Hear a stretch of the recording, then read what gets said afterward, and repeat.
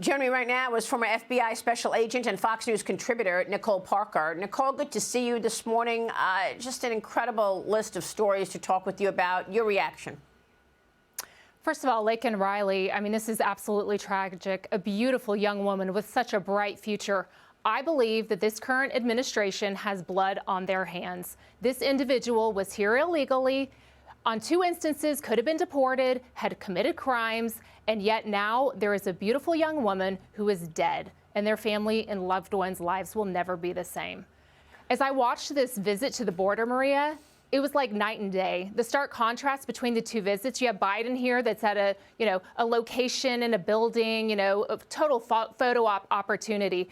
You have President Trump, who's there in the trenches, walking through the dirt, shoulder to shoulder with Border Patrol and with Governor Abbott. He's in the trenches and he really cares, and it shows. The fact that President Biden could not even acknowledge Laken's name in this press conference is absolutely disgusting and disrespectful. Well, even more than that, they're trying to pin it on Trump. Incredible to me to actually, one of the statements from Biden and the administration was that Trump has been trying to defund the police. I mean, after all of those years of the Democrats defunding the police and pushing to defund the police, they have the nerve to say Trump wants to do what they did already.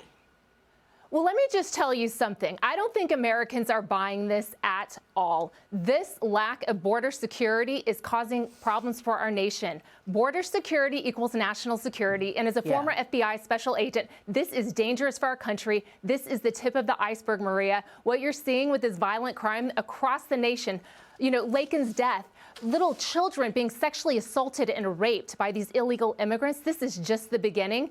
And for Biden to come in yesterday, first of all, at the border, he's talking about climate change and things of that nature at the border. President Trump, on the other hand, is there making a difference. Biden's saying, look, President Trump, why don't we just cooperate? Let's work together. Well, President Biden, if you'd like to cooperate, Texas is doing an outstanding job. Governor Abbott is enforcing things and putting wire up. If you want to cooperate, why don't you join and partner up with Governor Abbott and what he's doing instead of trying to fight them every step of the way? As a Texan, it is dangerous. It is concerning. Texas is doing the best that they can. President Biden, I recommend that you shoulder up with Governor Abbott and step in and cooperate with their steps that they're taking, and let's make a difference here. Yeah, instead, they want to sue Greg Abbott for putting the razor wire in place and threaten to take it down. It's just incredible, and we've got a spotlight on it, and it's obviously not fooling anybody, this whole, change in terms of trying to blame the border on Trump and Republicans. Meanwhile, the House Oversight Committee released Hunter Biden's closed-door deposition transcript yesterday. Hunter Biden testified repeatedly that his father was not involved in his business deals, Nicole. You're out with a new Fox News op-ed. It's titled, FBI Failed to Vet Confidential Sources' Claims in a Timely Way. You write this: sources have a plethora of motivations to assist law enforcement. We hope their motives are pure, but that's not always the case. Nicole, what are you saying? And what is your reaction to the Smirnov indictment?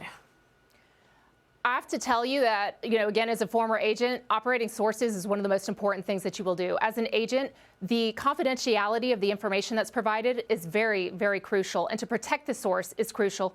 But very much important is to vet the information. The FBI sat on this information for years, Maria, and then all of a sudden it's being vetted, fully vetted. It had been partially vetted, but now it's being fully vetted, and all of a sudden this source is being indicted, a source who'd been with the FBI for over 10 years, had been paid substantial amounts of money.